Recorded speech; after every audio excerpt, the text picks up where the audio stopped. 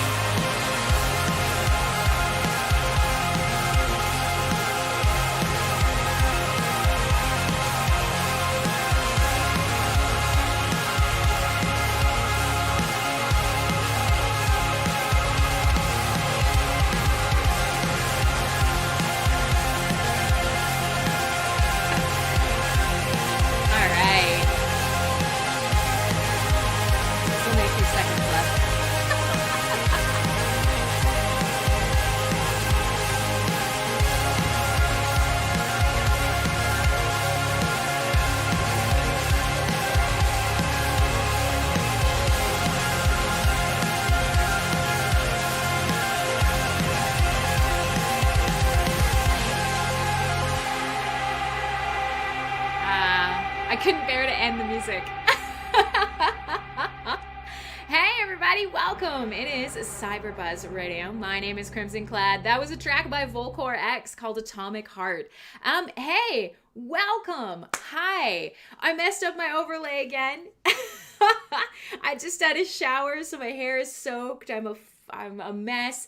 Welcome. You were just listening to Making Stuff. If you were hanging out on the radio before me, I know we don't call it the radio, and Ron's probably exceptionally triggered right now. Let me fix this camera a little bit. But hey, if you were listening to MSP Waves just before this, you were hearing Making Stuff, and he was talking a lot about how badly we need our phones. It was really fascinating. It was a great show. So hi to everybody. Hello, hello, hello. Welcome to another week here. There it is. I see many of you guys hanging out in the Discord, but I do know that you guys are starting to find places to watch otherwise. Many of you are on the Vim stream, which is really exciting because, of course, I'm a big fan of all things blockchain, and I would love to see more blockchain-powered streaming solutions, which matches up with, we're also streaming on something called Theta today. I'll try and watch the chat. I guarantee you I'll fuck it up and I'll probably miss everything you say. Don't think it's because I hate you. Just recognize it's because I'm a fucking bollocks DJ. Now that being said, we've got Vim, we've got YouTube, we've got Twitch, we've got I think Twitter and Periscope are doing a thing. I mean, I don't know. Whatever is comfortable for you guys to watch, that would be awesome. I would love for you guys to give a follow or whatever. Inertia wants to know how to buy an ad. Well, of course, if you're in the Discord, you can contact myself or Rondon. You can go through the mspwaves.com website to contact us and find out more. But yes, Ron is right. We're releasing an ad package. So, I mean, listen, for most of you guys hanging out here on my stream, or if you're new, we don't have crazy advertisements. I only want to talk to you about things that I believe in and that whatnot. But there's, of course, ad opportunities on the station and before I come on. So that's exciting. Plus, I mean, I love all of my people that I get to hang out with every week. So I'm sure I'll shill your product. Why not? I see lots of people are jumping in. Hi, Mariano's joining. Zaria's here. I see Revised Sociology hopefully has a good brewski today. To all of you who are hanging out here with Making Stuff, thanks for sticking around and giving me a shot. But we have lots of things to talk about today. CryptoPie, hi. I haven't seen you in ages. Cly is here. I see lots of people. Hello. Hi. Hi. Everybody's already asking for my dog. Neat. Murphy is not in the office with me right now. He's just, I don't know, off doing dog stuff elsewhere. So, you know, we'll try and call him up later, maybe during one of the music breaks. So welcome. Last week we had a really fun week on this particular show on CyberBuzz Radio. Last week we were talking a little bit about we were talking about a lot of different things, but we were talking a little bit specifically about tribalism. We talked a lot about tribalism, and we talked a lot about sort of the ways that Hive enable you to embrace personal responsibility. Now, this is a big thing. Disruptive technology, blockchain in general. Most of us are here because of this. The reality is, we talked about the potential for changing voting a little bit if you were here.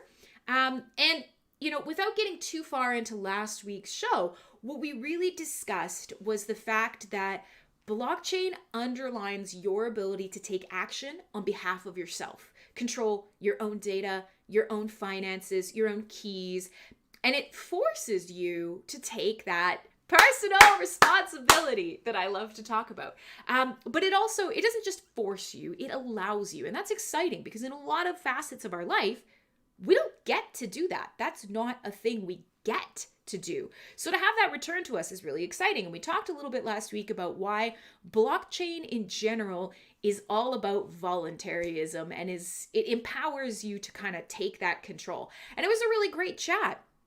And so moving into this week, oh, hey, David is here and Dracos has jumped in. I see Freeborn Angel is here. So yeah, we had a great, yeah, exactly. I had to have a shower, so I wasn't disgusting. This whole crim cam thing. I mean, I'm new to the live streaming camera kind of game. I still haven't got it set up. My boom mic arm will be here, so I'll try and sound a little better. My studio lighting is arriving today. Bro guy's still really sick. I hope your family and baby bro and everybody else is feeling pretty good soon. But yeah, so I realized I can't look like a total schlub. I'm not gonna lie, I can't do my hair. I can't put on all the makeup and fix everything. And, you know, it's just, it's not me. And maybe that's a bad thing for live streaming, but I realize I can't be a disgusting fucking greaseball now that you can see me. So in any case, everybody wants the dog. I promise I will try to get the dog on here before the end of the show. And yeah, we do have some new people that have been hanging out, which is really cool. In the last couple of weeks, we've actually onboarded people during this show, which has been so fun. We've been bringing people to the Hive blockchain. We've been talking a lot about blockchain and content creation and all of the wonderful things that hang around that. And it's really exciting. So this is cool. Now today, point the cam at your boobs, no makeup required. Hey, Monirul Hassan. I don't think those bangs though. And they're not even all my bangs and I don't really know what to do with them right now. They're fucking, I don't know. Don't make me self-conscious. But hi. So, listen, This week, I thought we will do our regular Hive thing. We'll talk a little bit about, a little bit more in depth about the new release hardfork. It has a cool code name. It's being called Eclipse. So we could talk a little bit about that. And then I thought we would do also kind of like a more disruptive tech day, because I don't know about you guys, this week has been better, but it certainly hasn't returned to normal. I'm definitely not as organized as I would love to be for this show. And so I thought we'd talk a little bit about Microsoft Flight Simulator, which sounds like, why the fuck are you talking about that on this show? And why are you talking about it in regards to disruptive technology and blockchain and all the other things that the show is about? That's dumb. Krim, you're dumb. And I agree, but I also disagree, because Flight Simulator, I don't know if you've seen anything about this. It's insane. We'll talk a little bit more about Cyberpunk if you're interested in that kind of aesthetic or vibe or video games, because of course the latest sort of live stream Night City Wire came out with some more information. And then of course we can shoot the shit, and I got lots of fun Synthwave to play for you guys. So a little bit of dancing, if that's okay. Fight Simulator. Sure, why not? Yeah, oh God, Ron's talking about see, okay, Ron does this. If you're just watching me for the first time, I have this mad fear that I smell bad. It is like an OCD tendency. I have a couple of them. I'm sure we all do. Maybe not.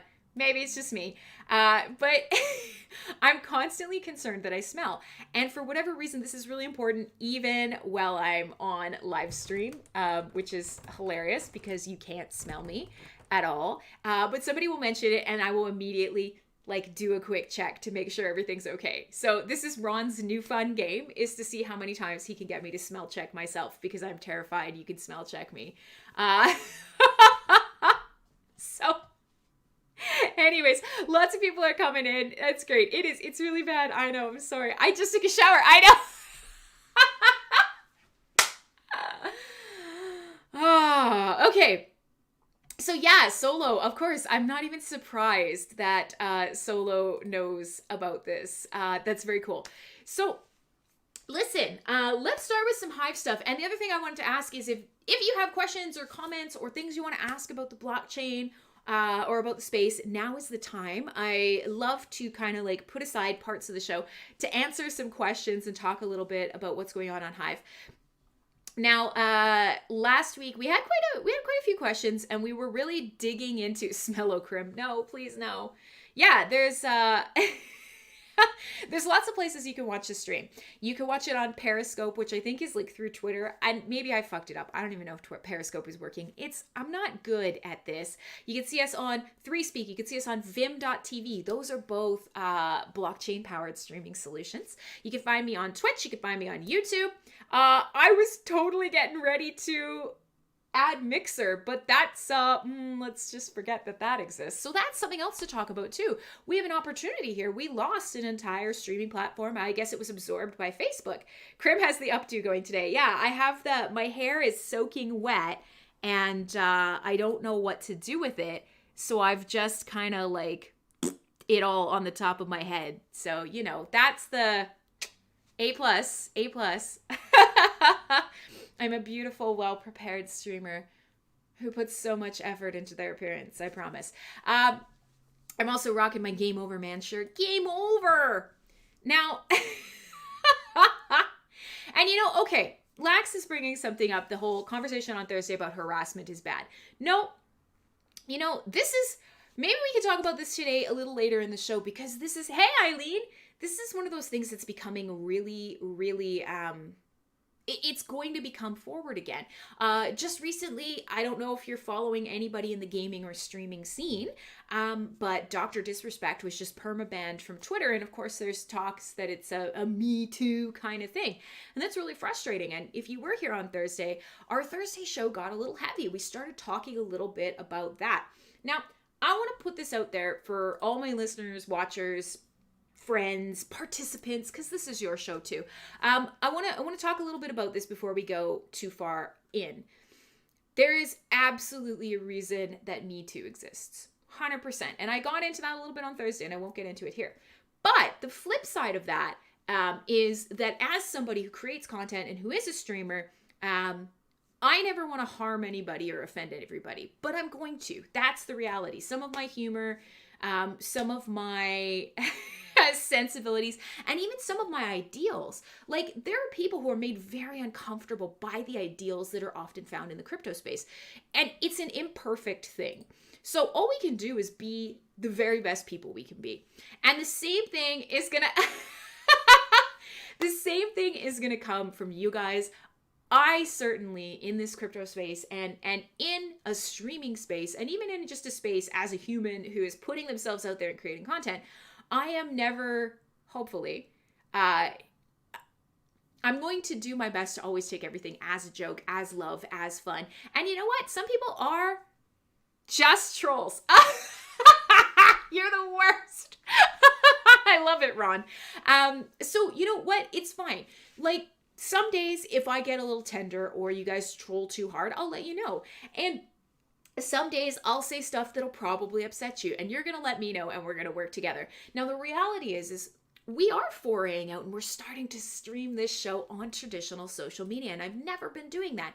So over the last 3 years, we've made some jokes that, you know, or even references that probably would get me banned on traditional social media. And even talking about blockchain and some of the freedoms that Hive especially has allowed us and that we've become very accustomed to and that we're striving for in our space. We'll see. I'm mostly amazed that we have not been banned off Twitch in the last couple weeks or whatever. So, well, look, see here. Dracos is like, oh shit, she's talking about dumb Me Too shit, and fucking bounces. All right, so everybody's buying my bathwater. I'm not sure how that happened. Thanks? Question mark. But we can talk a little bit more about that part of streaming later on. Let's come back to Hive. So yeah, I think Solo's got a great point here too, and we talked about this a little bit last week. Is that smaller artists, indie artists, and a lot of artists who seek out the blockchain and alternative streaming sort of solutions, and even smaller streamers, are constantly looking for ways to build their audience together. And one thing we've really discovered is that most artists are completely fine with having their music included in a stream. And so that's one of the reasons that I do this show. I want to talk about Hive. I want to talk to people in the community. We want to have fun. We want to get empowered. We want to learn. But we also want to dance a little bit in the neon and enjoy this weird retro future Blade Runner vibe that we have going on. And that's the whole point of this show. But of course, we know, as all of us are blockchain enthusiasts here, or maybe you're new and you have no idea what the fuck I'm talking about. Sorry about it. We know that there's always somebody who's going to want to hit us up for a DMCA strike, or, you know, social media in general. YouTube will claw back your money in the seconds if they think for a second they can find a snippet of a track that a label owns somewhere. And this isn't being done to protect artists. And it's one of the reasons that Hive and blockchain solutions in general, and sort of decentralized media where your controls are returned to yourself, are so important. And we've talked about this a lot, but I think it's really fascinating. I think it's one of the biggest things now, as more eyes turn towards streaming and videos, and as some of the incumbents like YouTube, like Facebook, like Twitch are seeing these problems. Hey, Anjar! I know lots of you guys are jumping in on alternative interfaces, so I'm always going to say hi to you because I'll be able to see you in the Discord. Your little avatar will pop up. Hey, Sunravel me! So that's great. If you want to be featured, I haven't fixed it yet. It's kind of ugly, but if you want to be featured on the overlay and have your avatar showing, I'm going to always, the people who are hanging out in Discord who just want that to happen, you'll be there. But if you're on another one of the sites, that's okay. Just chat. Just say hi. All of the chats are piped directly into here. So I'll be able to see you in the Discord room, even if you're not. I just won't be able to call you out. I like to think of Discord as like the first 14 rows at SeaWorld. If you hang out in the Discord, you're in the splash zone, at some point I'm going to call on you. But yeah, Solo's very right. Game streamers are getting strikes on their gaming streams because they just might have music that's playing in the game that they're playing. And they'll get a DMCA strike for a copyrighted soundtrack to a game that they're streaming. They're not even playing the music. It's wild. And so we know that's why so many of us, what are we getting splashed with? Apparently my bathwater. Oh, gosh. So, you know, we all know this. It's one of the reasons that we believe so strongly in Hive and other social blockchain solutions. We know that one of the most valuable things is owning your data. However, I think one of the things that all of us, when we're kind of talking about our passions and why we use blockchain, and especially as a solution for censorship resistant and especially in the case of being deplatformed and demonetized, I think there are a couple key points. And I thought we'd talk about that before we even talked about the hard fork today, is we talk about like what are some readily available, easily explained talking points for people who they don't get the blockchain part of it. And you guys know this. We've often talked about why do we like blockchain? Why do we love what we do? Why are we happy on the stream that we're on? You know, how do you tell someone that? And on this show, we've even discussed, hey, people get really confused. How does Crim do this? Turn the volume down. Add some juke blocks. Oh, I'm sorry. I know. I'm terrible. Live with it. It's voice to skull technology. G.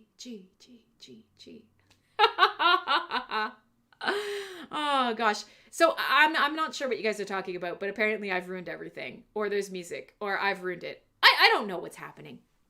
Anyways, so my volume is fine. Oh, you guys are talking about volumes in game. Fair enough.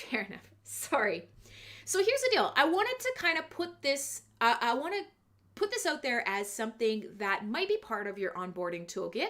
Maybe it's not even onboarding. Maybe it's, you know, like my parents are doing their best. God bless them. They may be watching. I hopefully not. I embarrass them weekly if they're watching. Sometimes I know my mom's watching my metal show, and her response, like when I see her a couple days later, is just like sad, disappointed shake of the head. But often I try to explain blockchain and whatnot to my parents, and I'm very lucky that they came from a tech background. They're actually both software developers. They're both programmers. And even then, there's some difficult. Yes, my mom thinks I'm a nice girl and deserve flowers. It's true. But, you know, so this is interesting because even knowing that they have this background and this sort of, you'd think, an analytical mindset that would be a great match for explaining blockchain or cryptocurrency, it's not always successful. And you guys know this too. And so in today's sort of world where we're seeing people getting deplatformed, demonetized, they want to check out new social media, but they don't know how. They hear all the buzzwords about own your own data. It's becoming really popular. And in fact, I'm starting to see it in the US. You guys want to see my mom? Okay, I'll share a picture of her in a little bit. My mom is awesome. She has Khaleesi hair, which is usually what everybody sees about her first. She has long platinum white hair, and that's just what we look very similar, frankly. Except her hair is just long, white, magical Khaleesi hair. So, in any case, this is not about my mother. You guys can continue to make it about my mother in the comments, but so one of the things that I found really interesting is talking more with you guys. About how do we talk about the things that we love about blockchain? How do we talk about the things that we love about Hive? How do we talk about the things that we love about disruptive technology? And when it's really confusing, what are some little talking points that we can grab? That's grabby fingers, snippy, snappy fingers. How can we grab little easy snippets that are kind of like selling points that make it easier for us to talk about our passions? And especially with things that are happening in streaming and the platform sites out there right now, it's becoming easier. Everybody's saying, yeah, my mom, actually, my mom can drink like a fish. My mom loves tequila. I can't drink tequila. It's disgusting. It makes me really sad. So, you know, we all have our skill sets. So in this case, I want to say, I'd like to hear your guys' opinion on it. I'm going to go watch a chat, see all the people that are listening.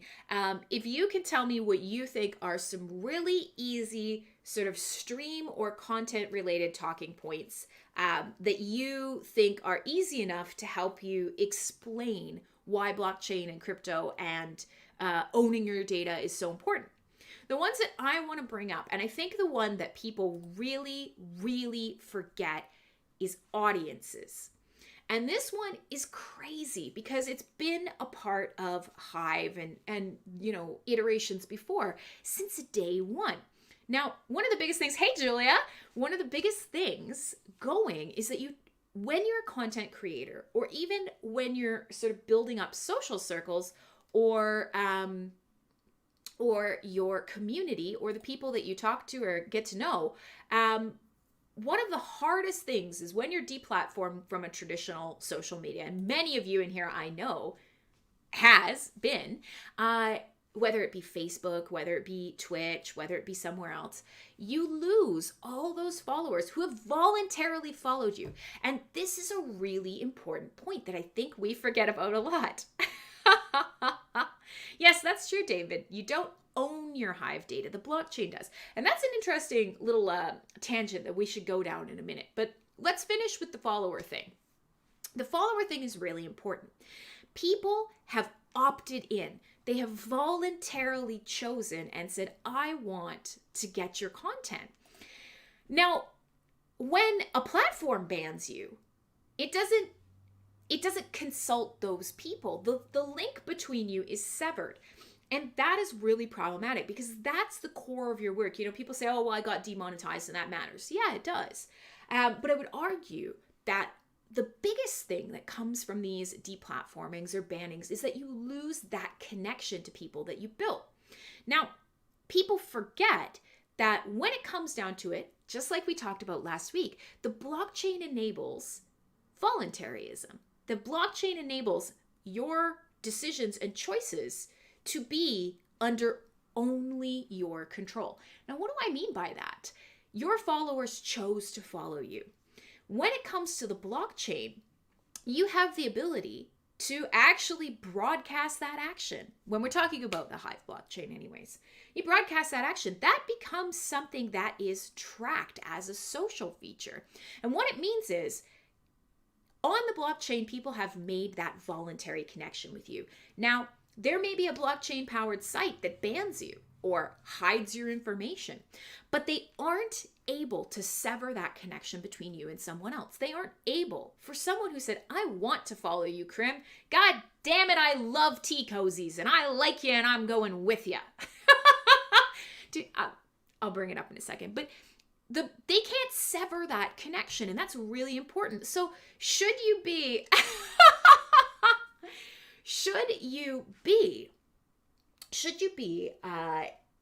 deplatformed in a way that means a front end doesn't want you, the blockchain is still available to your followers to maintain that direct connection to you. And that's so important. And we forget that. And yeah, Enjar brings this up. Someone chose to follow you. They get your content in their feed. They have that direct connection to you.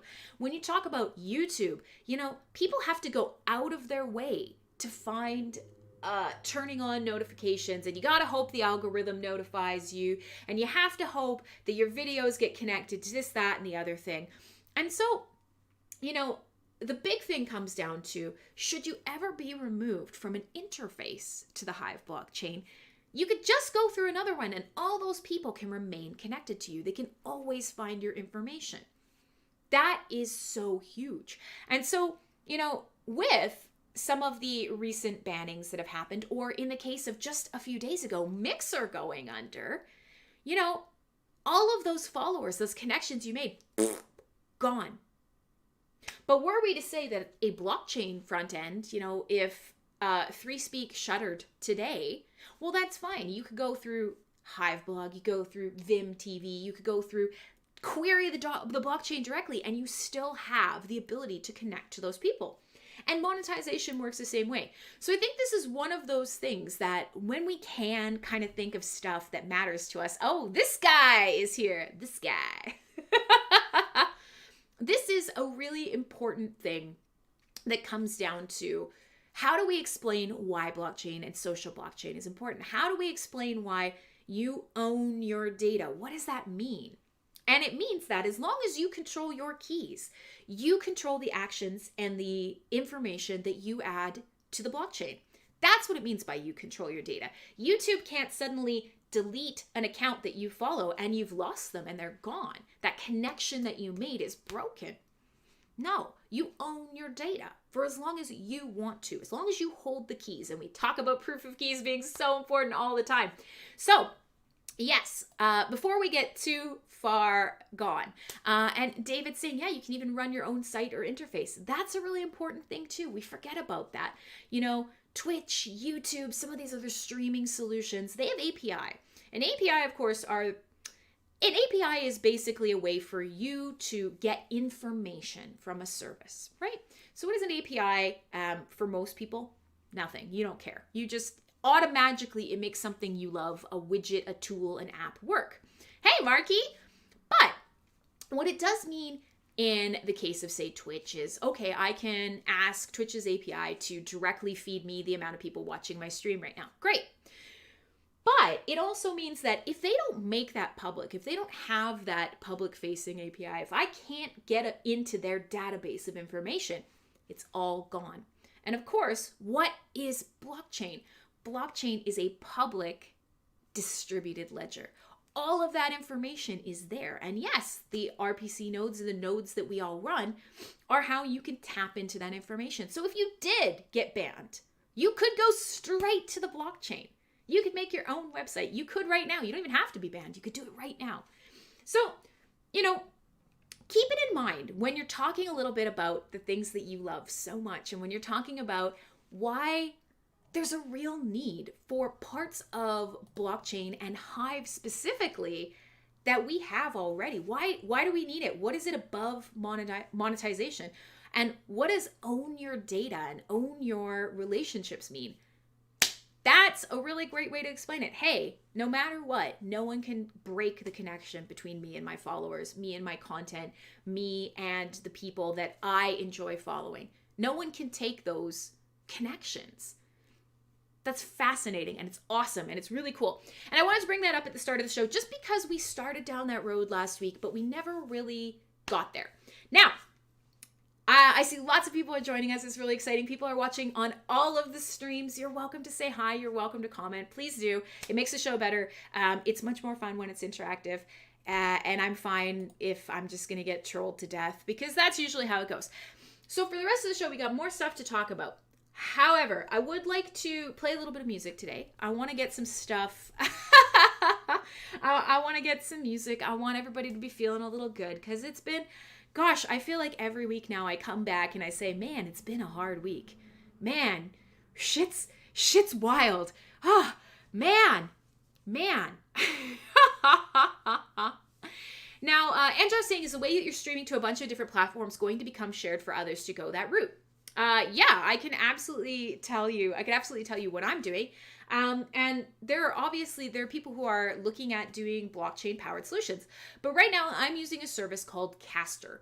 And the reason that I'm using Caster is very, very specific. So if anybody's watching and you're thinking about getting into live streaming, or you do live stream, but you'd like to kind of try a little bit of everything, the reason I use Caster for right now is twofold. One, they're the absolute cheapest and they're no frills. Now I'm lucky in that I'm fairly technical minded. I do a lot of programming, so I can build a nice overlay. Like, this is all, done in CSS and whatnot. I've built that. That's fine.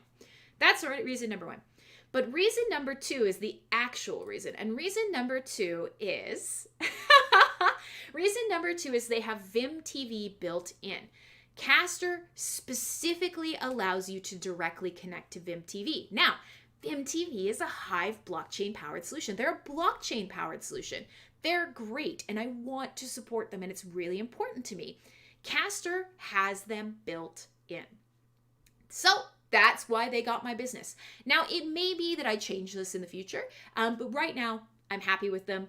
And honestly, I fucking suck anyways. I don't understand traditional social media. And so in a lot of cases, I'm not doing right by Twitch. I'm not doing right by the people on Periscope. But right now, my focus is, can I connect with you? Can you connect with me? MSPwaves.com is a great place to do that. And Vim TV is a great place to do that. Everything else is gravy. All right, So let's play a tiny bit of music, if that's okay. And then we'll come back. I know Solo City's got a Hive question. We want to talk a little bit about the upcoming Hive hard fork, Eclipse. I'm not saying there's a reason that that's the name that was chosen, but there might be. I'm going to grab a cup of black coffee while the song is on. I'm going to try and wrangle my dog. And then we'll be right back. We'll talk a little bit more. I want to talk about some of the crazy games out there. I want to talk a little bit of Flight Simulator, Cyberpunk. And then we'll come back around and we'll play a lot more synthwave music. My name is Crimson Clad. I'm here on every Saturday doing this radio show to trigger Ron. But I broadcast out via the Hive blockchain and, of course, mspwaves.com. It is a social interactive broadcasting network. I stream for me, but I'm part of a big schedule. So if you like what I'm doing and you want to learn more about blockchain, then you can go to mspwaves.com and find out who else is streaming, because it's cool. All right. So there's lots of stuff that I could be playing for you. There was a ton of Synthwave released this week. The Midnight has a new song. There's plenty of stuff on the to-do list. However, I was thinking that I might play something a little more up-tempo and a little more dancey to start the show. So let me just take a quick peek at what I've got lined up. And I was thinking that maybe I would play some Das Mortal. I know you guys, I play him a lot for you, but I think he's fucking fabulous and all his music is great. So let's start there. We will... Yay, dog, right? That's what everybody wants. And actually, David, you know, I saw that you said you were a little too shy to live stream. Of course you don't have to have the cam. I've just started doing the video camera. It's weird. It's fun. People wrangle my dong. No. Tree grower, hi. I'm glad to see you. You're so brave. So listen, let me start with the music. Crim's shirt is on backwards. I know, it's because I'm using my phone as a camera right now. I'm going to be ordering something a little more expensive. But this is my Game Over Man. Do you guys recognize this reference? Do you recognize it? I don't know. I don't know if you can see it. I can't tell if I'm in the camera view or not. But yeah, do you guys recognize this reference?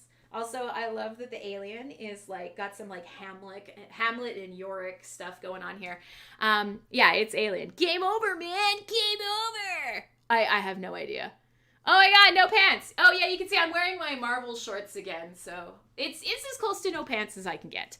Well, not becoming a complete disaster live on air for everyone to see. All right. So yeah, speaking of it, if you are a little bit shy, that's fine. There's lots of ways you can live stream. But I do have a lot of cool people here in chat who are involved in a lot of different things, a lot of different content creation. We have artists, we have musicians, and specifically, we have a lot of people involved in gaming. And we talked about last week with Exode coming out on the blockchain that we really should have a gaming episode of this show.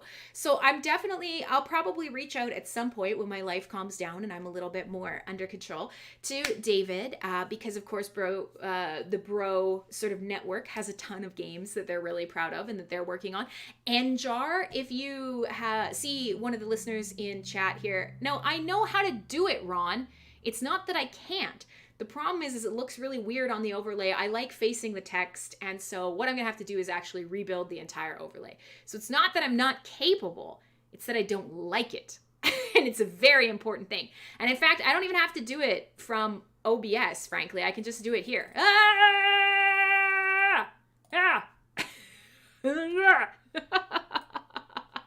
So there you go. It's not that I can't do it. It's not that I'm incapable, believe it or not.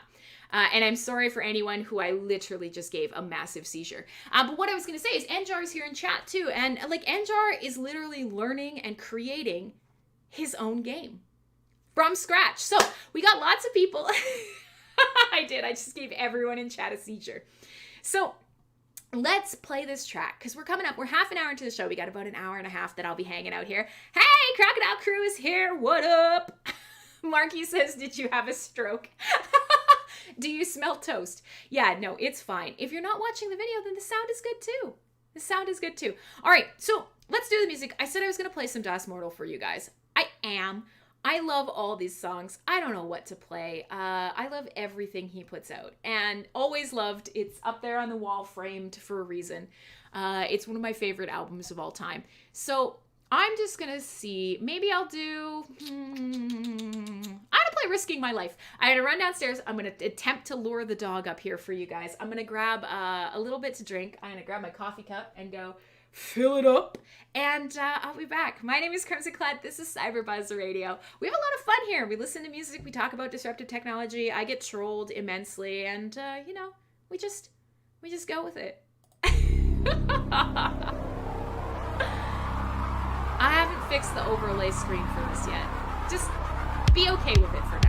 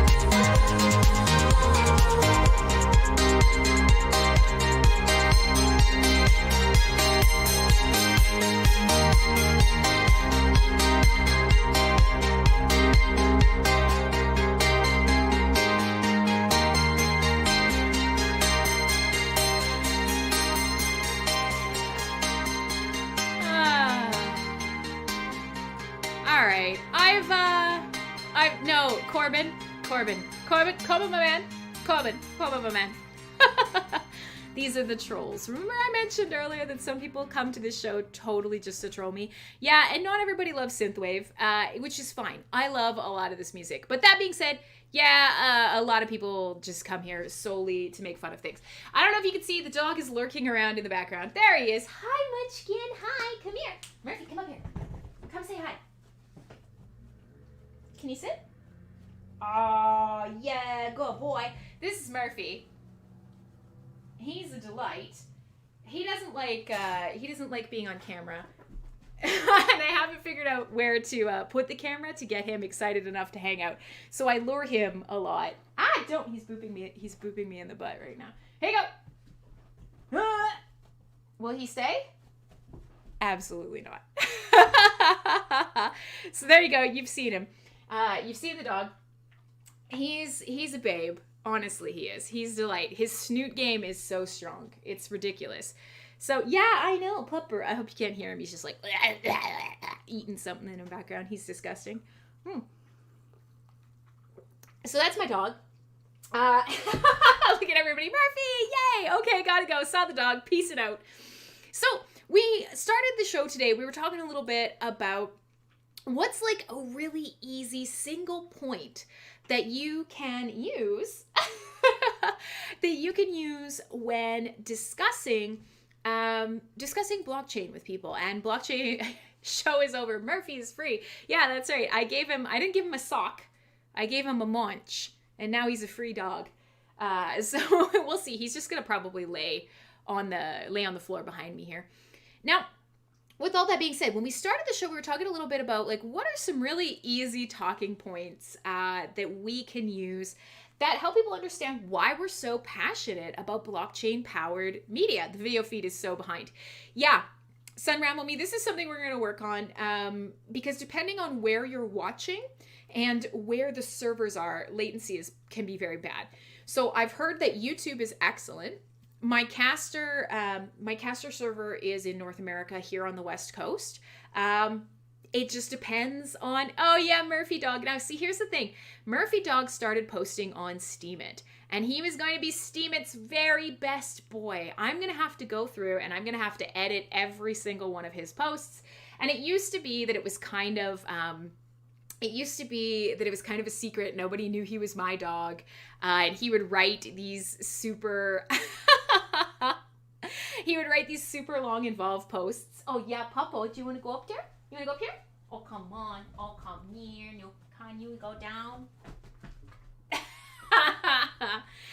So, you know, that's the real. I don't have anything more for you. Come on, boy. Get out of here, kid. You bother me. So, the idea was, and he was actually donating to an on-chain charity, all his earnings. And, yeah, it was a whole thing. He's delightful. Yeah, see, look at him. He's a babe. So I'll go through there. I'll eventually edit them. And I would love to go back to creating content as Murph, now that the dog's out of the bag, so to speak. So, all right, let's, I don't have a coaster for this. Let's kind of move on. We were talking a little bit about that. And this is cool. Everybody is, hey Clay, thanks for joining us. Everybody's talking to Trigoer, one of the new people here in chat. If you're watching somewhere else, you probably don't know what's going on, and that's fine. Who cares? It's fine. So one of the things that I wanted to talk about today was a little less blockchain related, but Solo, you did have a question. So do you want to drop that in chat? And before we go too far into talking about the gaming stuff and stuff about some of the games that are on my mind and that I thought we'd talk about today. Hey, Gabriel. Let's start out by quickly going over, follow the old age-winning algo, tits and travel. And you know, I make really great travel content. Like, I'm not trying to toot my own horn, but my travel content is fucking legit. However, I haven't made any in a long time. So I will be taking a break. I will be taking a break probably in the next couple weeks to do some driving around Canada and make a bit more. But with all that being said, I never nailed the tits thing. Dude on the web. Yeah, no clue what's going on. No worries, my friend. No worries. Nobody does. Who does? Nobody knows. All right, so let's just see. Yeah, with the 50-50 curation, do I get rewards when I upvote others' contents? Like if someone sees my post and my comment, and then I upvote their comment, do I get a reward in 7 days? Yes, it depends on some of the settings there, but yes, in most cases, you would also get a cut of curation rewards from comments. Now, the only thing is, they're often immensely small and they don't make it over the dust threshold. And if that's the case, it doesn't really seem like you're making anything. But yes, you can. And that is why you will see in some cases that people are out there upvoting comments to kind of hide it. Unfortunately, there is a lot of comment farming that happens. You should drive around taste rating maple syrup all over Canada. Crim does not post enough. I agree. And I'm going to try and fix that. Right now, the focus is getting through Hive's first hard fork. Block Trades threw me under the bus the other day. I haven't been able to make a post for the main Hive account for a while. Apparently, we're not trying to like put that out there as a united front right now. So I got thrown under the bus on that. But that being said, right now my focus is on making sure that people are getting to the chain, making sure that people are understanding, being empowered, and making sure that we get through this hard fork with a lot of thank you. Kitty Girl's amazing. Kitty Girl and Patient Zero are like these like link finding incredible, amazing, helpful people. Ooh, is a date set? No. So let's move into the hard fork stuff. The new release has been tagged and has been merged to the master branch. Now, if you're not a super fucking nerdo and you don't know what the hell that means in terms of blockchain, what that means is the release candidate has been created. Now, we talked about this a couple weeks ago. What's a release candidate? What's a candidate? A candidate is something or someone that is awaiting your approval, right? So in this case, a release candidate, it's the finalized code. It's done, it's merged, it's ready to go. It is now, just as of like yesterday, day before yesterday, it is now being run. People are starting to test it. This first little bit is very developer centric. You got to run your nodes, you got to check it all out. And a lot of the changes are developer centric. This is going to go on for a couple of weeks now. And so in this case, there is not a date included in this hard fork yet. So let's, trying to explain Git to non-coders is terrible. Agreed. So we're just not going to. We're gonna just do this in a way that helps people track along whether you code or not. So in this case, we have a release candidate. People will start running it on their nodes. The software that is the Hive blockchain, we have a new version of it. It's a candidate. So developers will start running it. When the blockchain, and we've talked about this before in previous iterations and this one as well, when the blockchain is ready to hard fork, we don't do a block height, and that's a little bit different than a lot of other blockchains out there. Often they say, okay, we're going to fork at block, and they pick a number, block X. For us, we actually include a time, and that's a little different. And so what that means is we can estimate when what block it'll be. But in general, we have a time, and that date and time isn't included yet. So what's going to happen is over the next week or so, for the first week, developers, a hard fork is much better than a hard fork. I agree, Clay. And one of the reasons that this has been slower, I would say, than we like is specifically to avoid the borking. We don't want any borking. Less borking equals happier people. Bork, bork, bork. So when nerd girls talk hard forks, it's hard. So let's try and get through this. For the first week or so, devs, library maintainers, and node operators, app operators, project managers are going to run this release candidate. We have it. Here it is. We're doing the thing. Yes, doing the thing. For the first week or so, they're all going to run it. Hi, Stace. It's great to see you. After this first week, we're going to see, does any catastrophic failures or errors happen? Probably not. It's pretty damn unlikely because there's been a lot of testing already. But I'm going to go through this week. Everybody's going to get in, and the people who really, really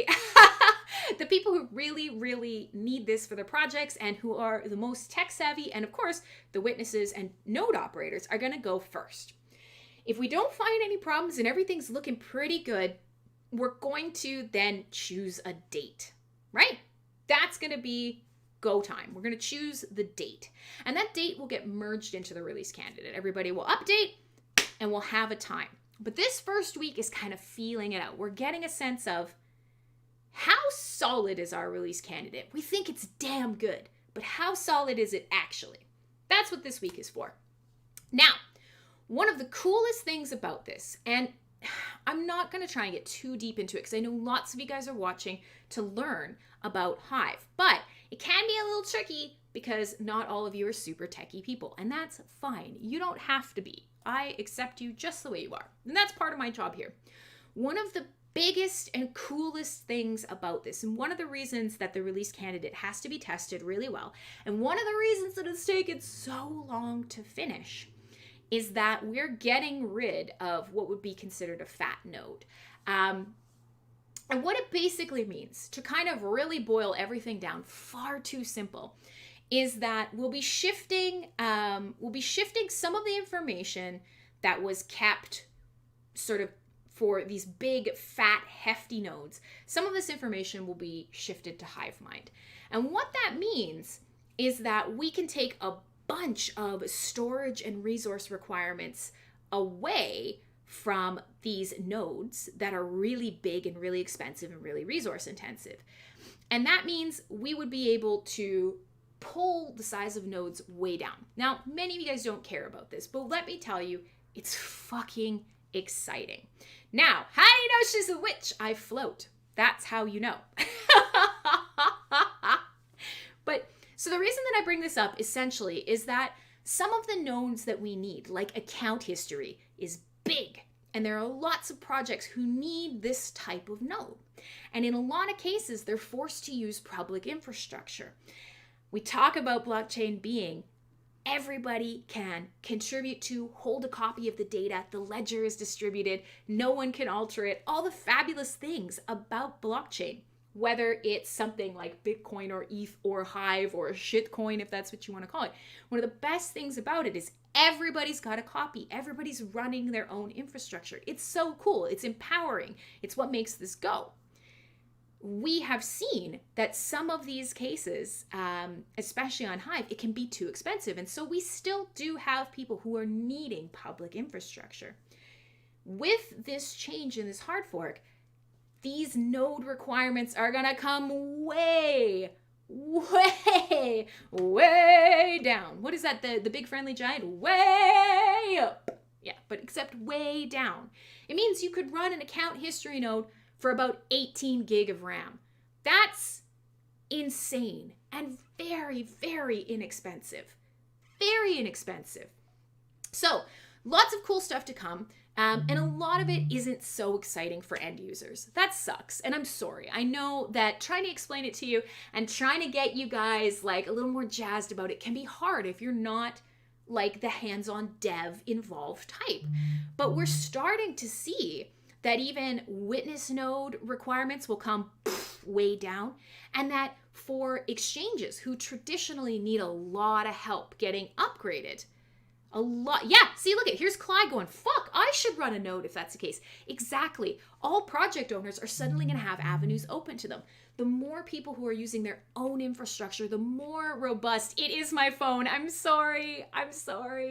The more robust the ecosystem is, the more responsive and able the system is to hold all this data, to scale, and of course, to allow people to build cool things and not rely on anyone else. And that's the whole point. That's the whole point of crypto and blockchain. It's very exciting. Yeah, it's Basie. I'm sorry. So yeah, lots of cool stuff coming. And as I was just starting to say, exchanges usually need a lot of help upgrading, and they need very large nodes that take long replays. Now, what does that mean for you as just an end user? If an exchange has to it's my Vibatron. Yeah, it is. It's because I use my phone as my camera. And so if somebody does start like trying to get a hold of me during the show and it's vibrating, then it's probably like vibrating your face. I gotta work on it. Like I said, I can't afford some of the cameras that I want to use. I don't know. I haven't figured out what this looks like yet. Let me get there. So long story short, the quicker, the smaller, the easier to deploy, the easier to maintain nodes are. There's lots of reasons why that's fucking great. Projects run better. The infrastructure means that it's going to become more decentralized because more people are running nodes. Exchange maintenance takes less time. We often go, oh, the wallets are still down. Oh, come on. Why? This is a question we ask a lot. Why are they still in maintenance?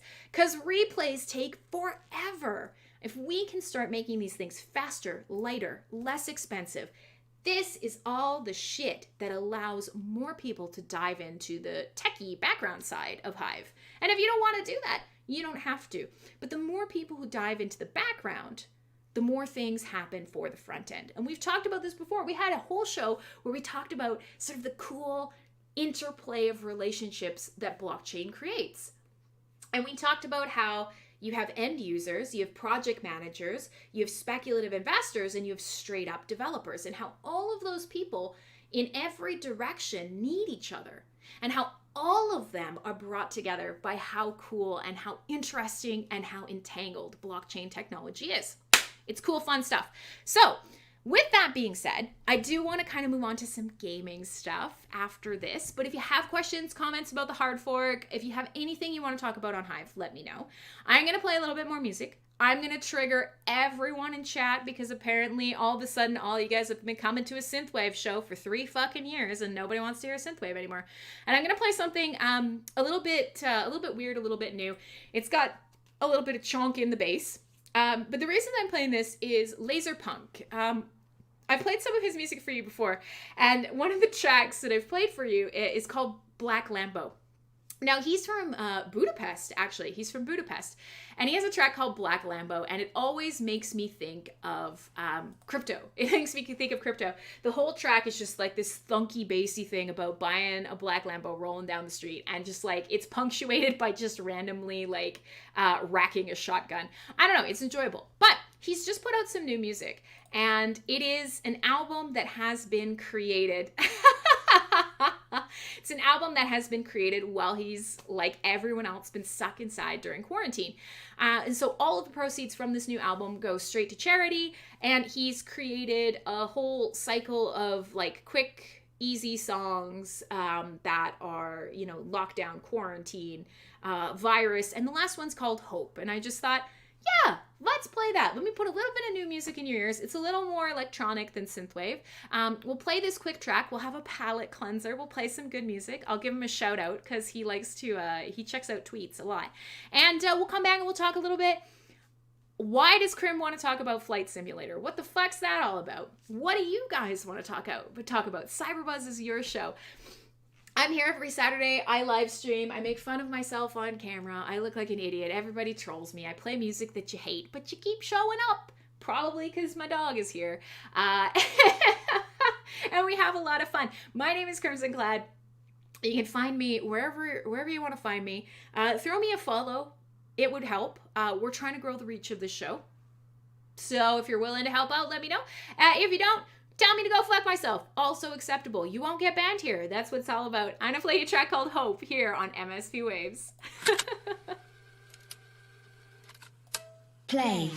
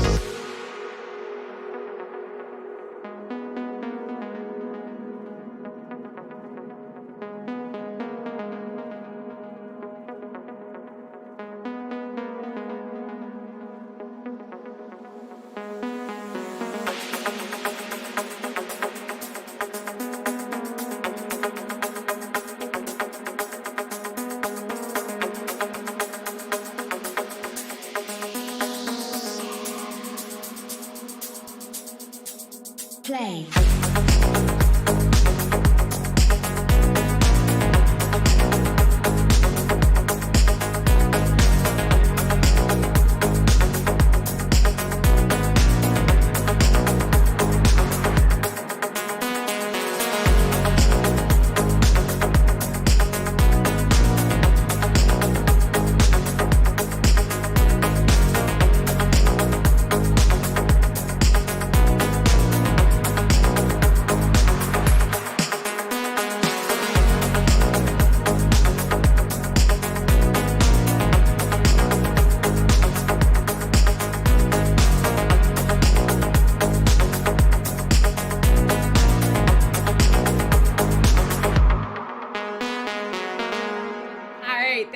Brand new Lazerpunk.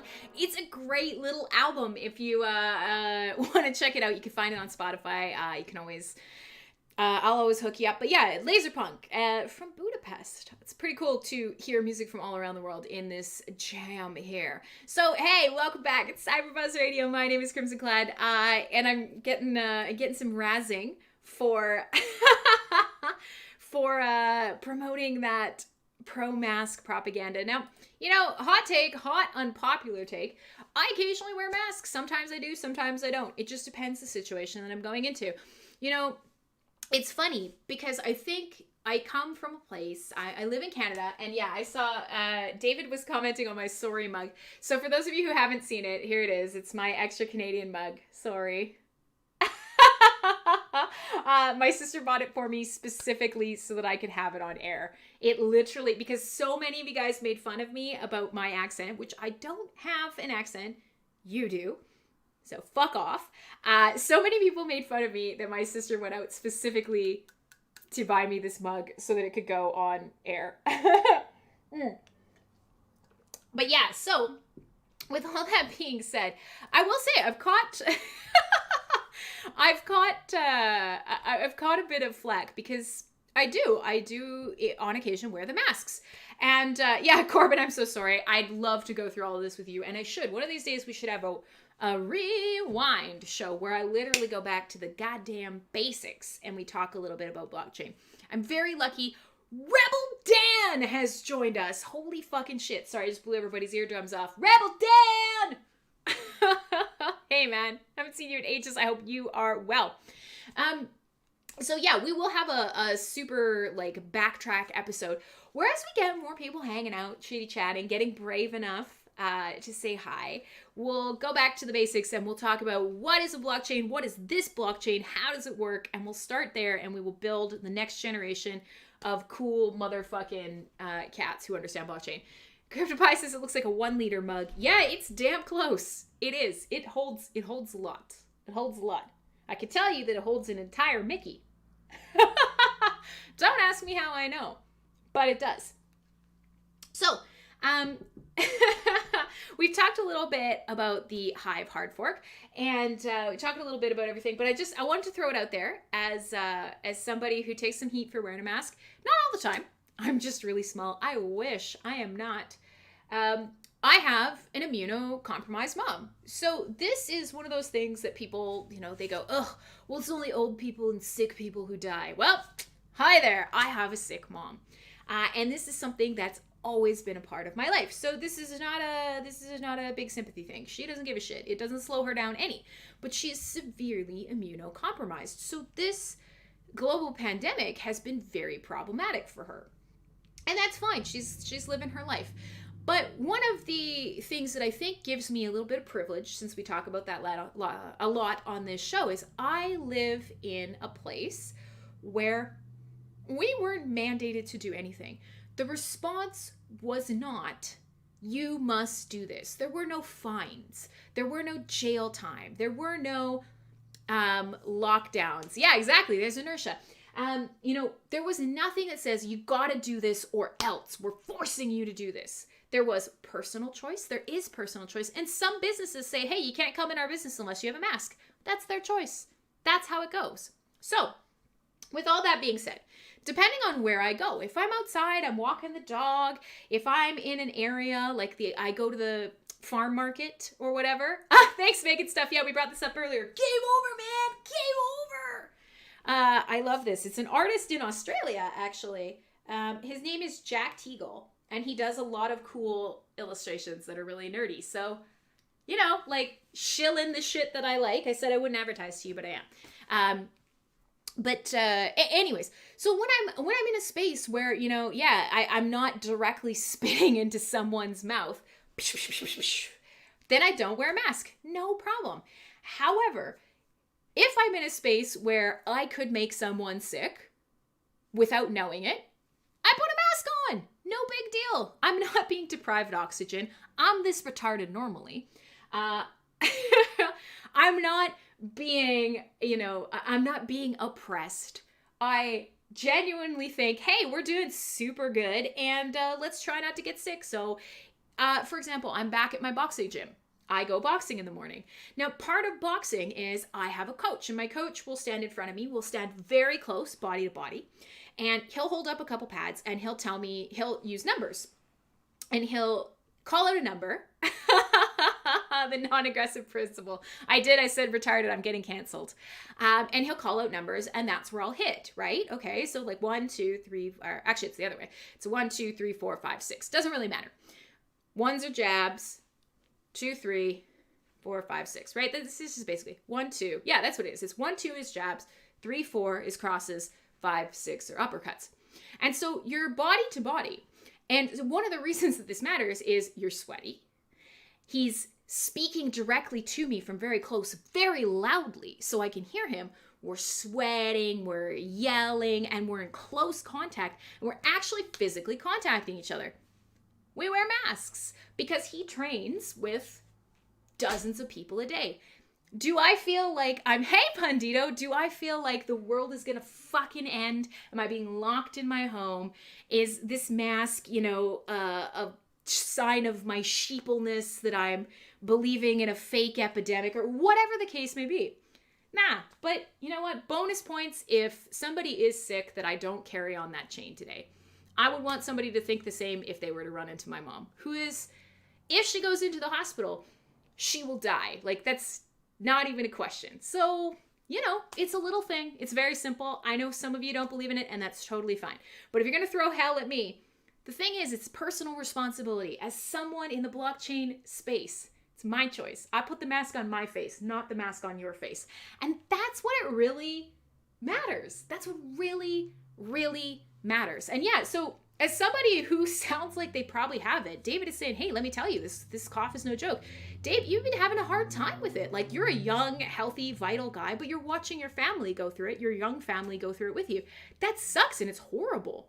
Now, I look at my mother, for example, and I actually know my mother's best friend's parents both died. And we're in a very great area where there's very little. We've had under 200 deaths. Canada is doing awesome. But one of the other things is my mother, vitamin D she can't do. So I'll catch you up quickly. My mom has lupus. Now, lupus is an autoimmune disease. And what it means is your body gets super fucking confused.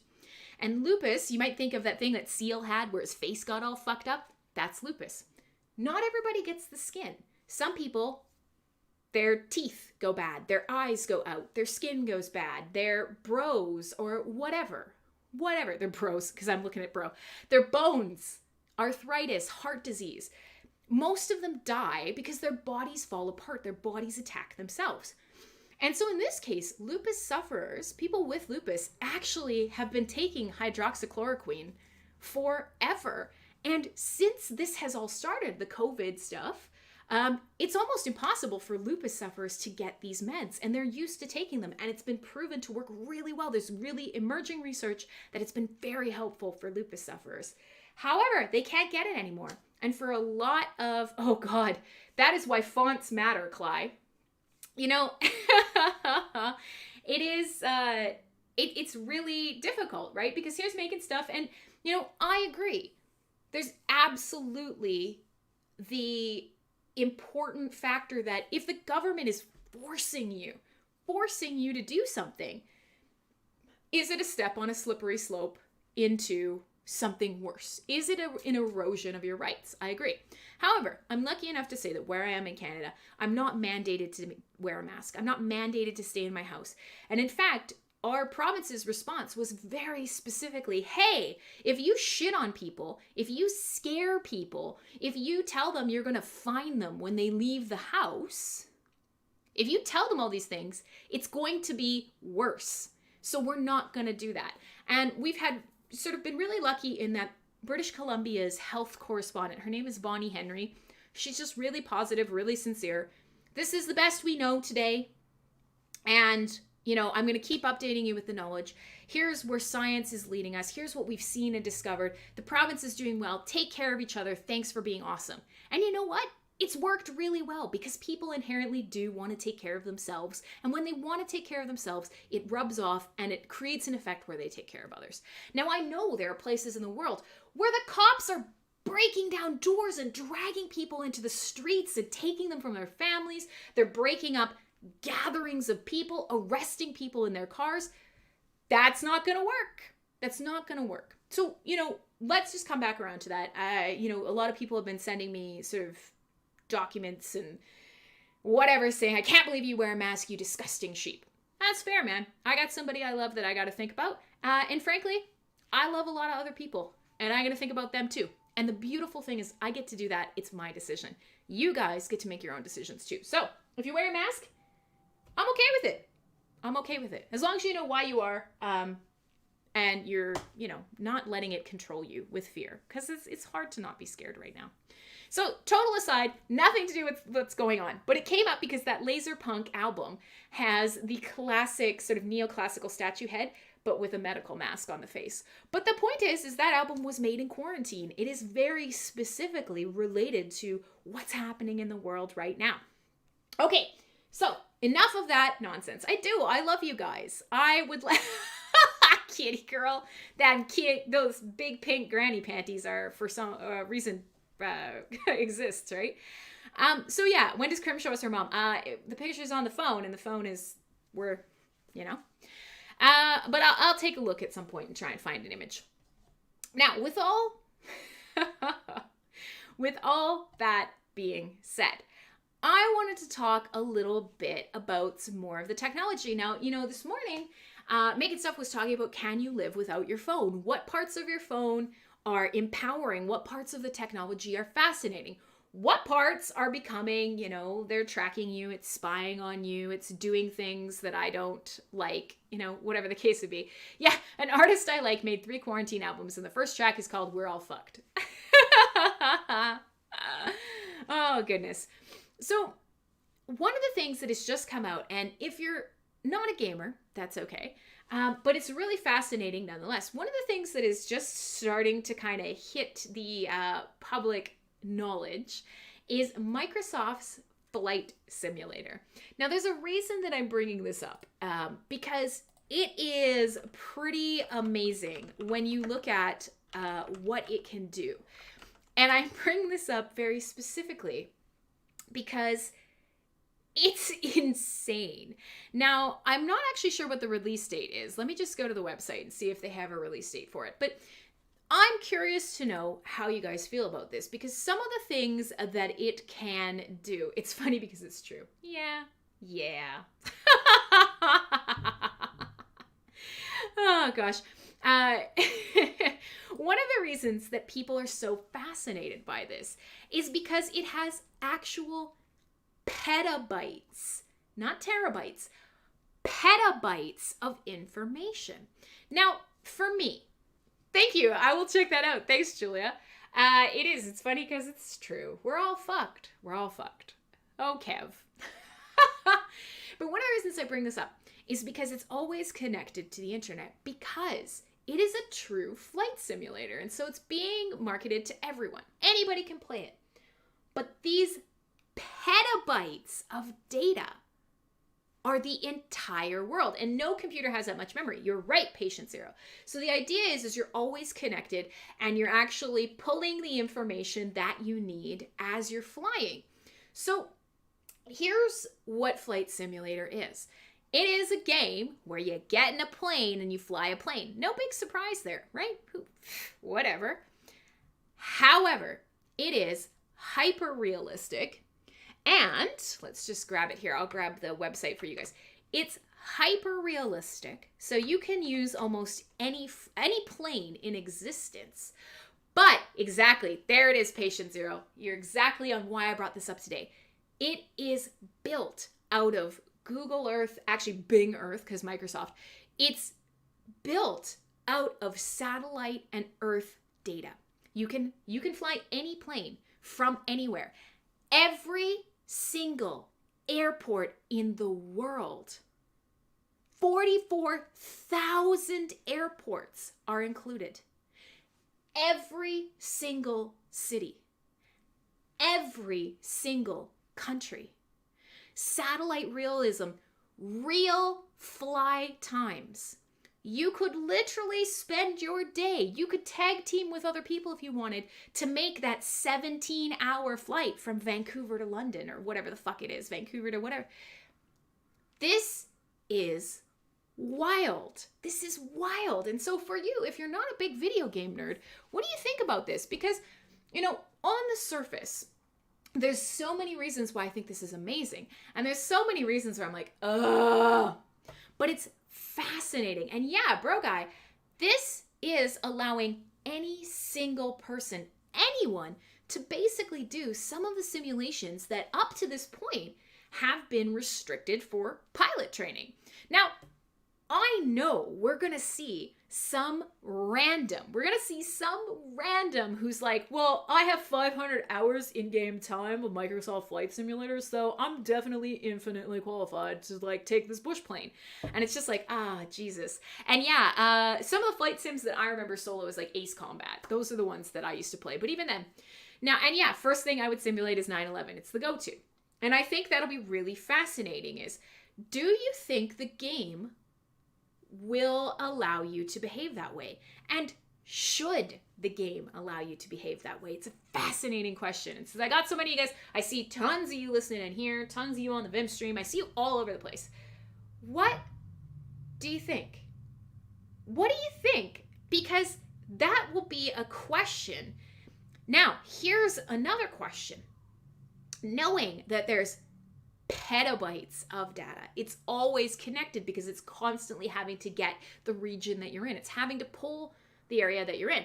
Now, one of the cool things about game dev, now if you're not into game dev, this will bore you, but one of the cool things about game development is even though these games are hyper realistic, the cool thing about an airplane like that, and a cool thing about getting up in the air that high, is it's actually not that resource intensive, even though you're moving very fast. Many of you guys know there are sort of the principles of how we perceive speed. And when we're on the ground or we're close to something, speed is very, very noticeable. But as you move away from something, as you get higher off the ground, as you move away from the environment around you, in a plane, you're moving much faster. But the earth below you goes slowly. That round earth, because, you know, Microsoft is just pushing that ball earth agenda. And so in this case, you can actually do a lot. You can make an incredibly beautiful game with less resources. So that's very cool because there's motion blur and there's not a whole lot of speed on the screen. You're really only rendering the plane itself the most of the time. So it's not super resource intensive the way that you would think.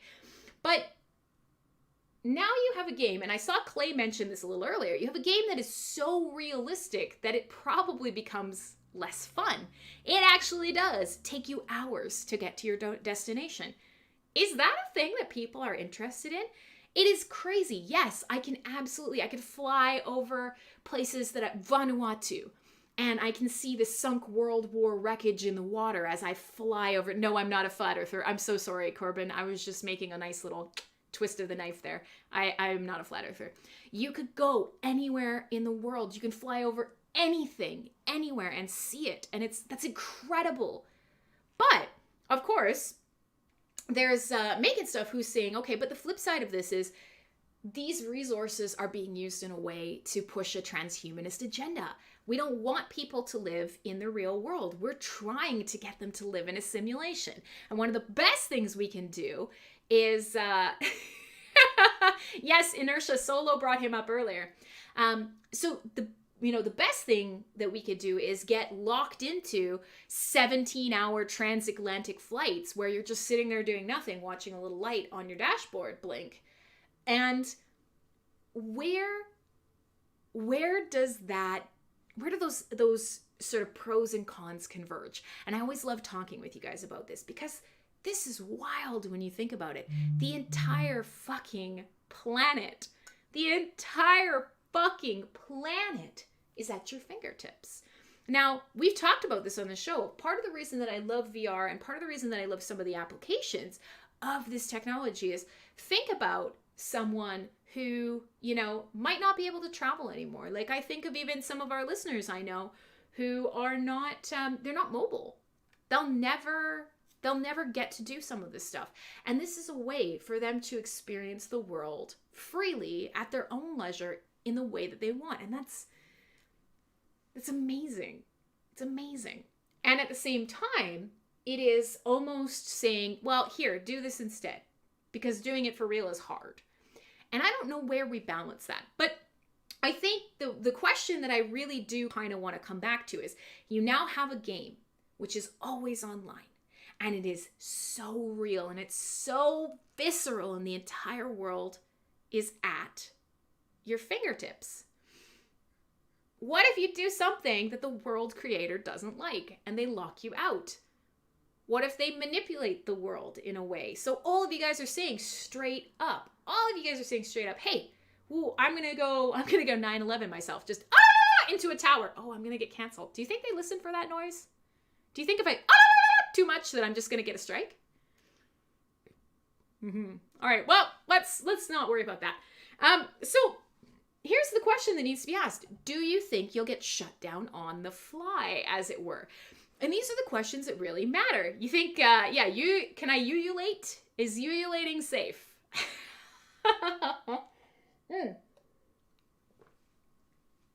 Making stuff, I agree. Really great and important. An important sensor. As with all tech, it could be used for good or evil. How about focusing on energy technology and creating enough clean food and water for everyone? Well, here's the thing. Microsoft is obviously related very strongly to Bill Gates, and there is some very strong opinions about the things that he is pursuing with his money and his technology, right? Like, there's a lot around this, and it's very tricky. Elon's here saying everybody needs internet because everybody learning and, bettering themselves and the world becoming more connected is going to allow us to be better and take better care of ourselves. Let's make cheaper and cheaper solar tech, like the Tesla roofs. Let's do all this. And yet, then you've also got the other half of people going, whoa. But you're doing this because it's good for you. And we're never going to find that perfect point where there is somebody who is so good and altruistic and cares so much about humanity that doesn't have some flip side of, we need to dig a little deeper on this. It's a tough thing. Assless burqas for everyone. I'm definitely getting banned. I just wanted to bring this up because I think it's fascinating. What a crazy, mind-blowing idea this is. Petabytes of real-time data. You could get up, you could fly anywhere in the world. And I think this is really cool because I'm very lucky to live in a place. I live near what used to be Canada's largest airport. Now it's a recreational airport. We have small flights that go to see the Northern Lights. We have people learning to fly and lots of gliders that come out of this airport. It's quiet, it's busy, it's small town. I'm surrounded by trees, and sometimes on the summer days, I can look up in the sky and I can just hear the of the gliders going by as people learn to fly. I love it. Here's a game where I have no fucking clue, but I can go and I can get in. I can hop over to that airport. I can pick a cool plane of my choice and I can fly. I can fly over my gun range right there. I can fly over my own house. I can fly to see my best friend in Montreal. There's so much about this that is fascinating and engaging. And it's only then that you start kind of getting into some of the other lurking potentials of it. Do you think we're starting to see this stuff because we're involved in blockchain? Do you think we're starting to think about this stuff because we're too woke? Are we not woke enough? I don't know. It's fascinating. I'd love to get you guys' opinion on this. All right. So quickly, we're coming up. We got about half an hour left in the show. I want to get you guys' opinions on this because it's weird, it's wild, it's insane, it's awesome, it's terrifying, it's useful, it's also bizarre, and all of these things kind of converge. Where do they converge for you? What is your thought on it? But let me grab a little bit of music. Let's do something with the stuff and the whatnot. What am I gonna play for you? I don't know. I didn't prepare enough music to really think about it. What about some Waveshaper? I haven't played Waveshaper in a while, which is kind of a mistake. That makes me sad. Let's play something from maybe Station Nova, I think. I'll play you a track called Pixel Stars. My name is Crimson Clad. Pixel stars in the sky, pixel stars in your eyes, wherever they are. I hang out here on Saturdays and we just talk about disruptive technology. We talk about blockchain ideology. We talk a little bit about Hive specifically because we're really involved in that. And we play a lot of Synthwave. Good fun. Lots of great friends. Lots of great talk. Great music. What can I say? You guys make streaming fun. Thanks so much. Half an hour left in the show. Stick around. Here is some Waveshaper in your ears just to trigger all the people who come to the show and don't want to listen to Synthwave.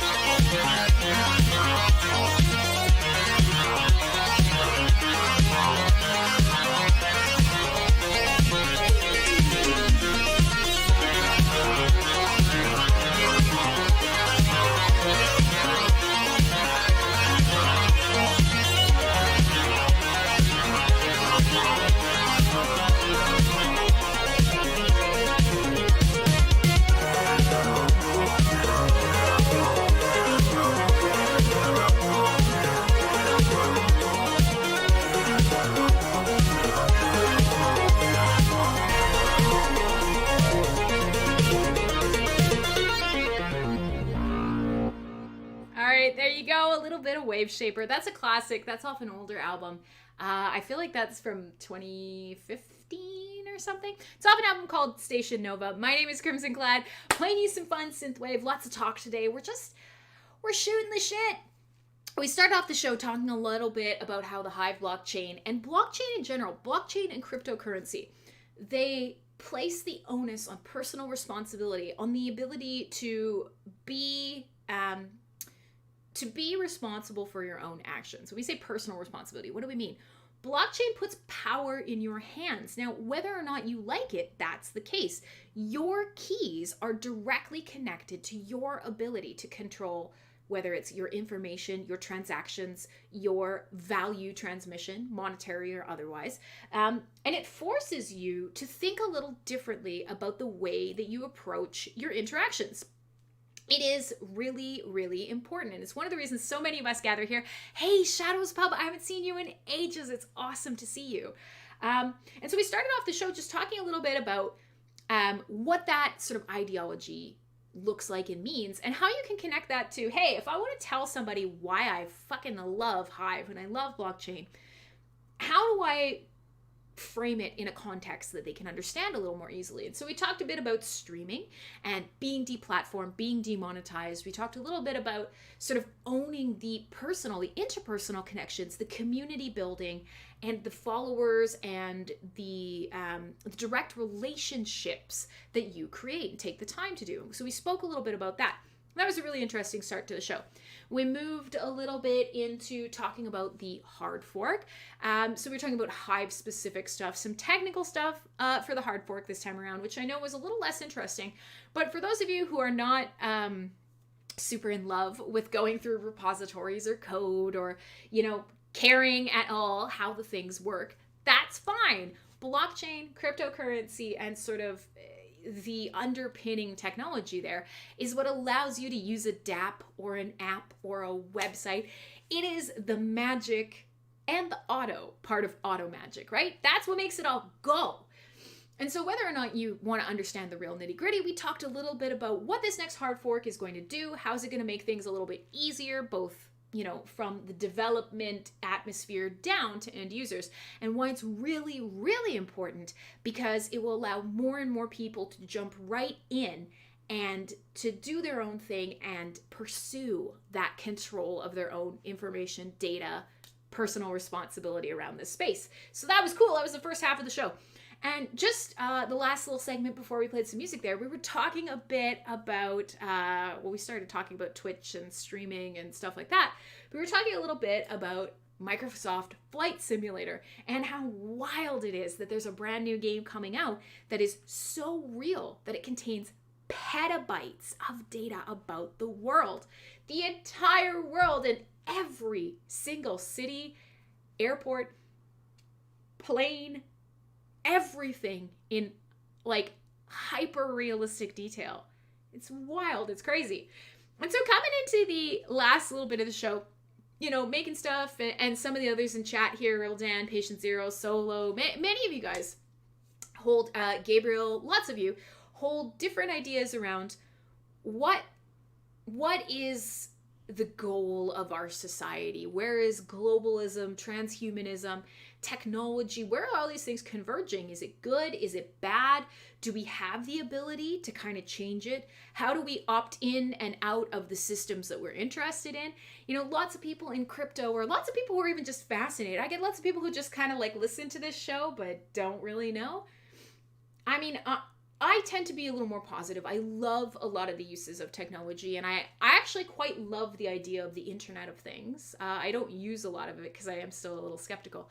But there's a lot of things about this and these technologies, and about, even the very fantasy-oriented or the very sort of imagination-oriented aspects of blockchain gaming or VR or technology.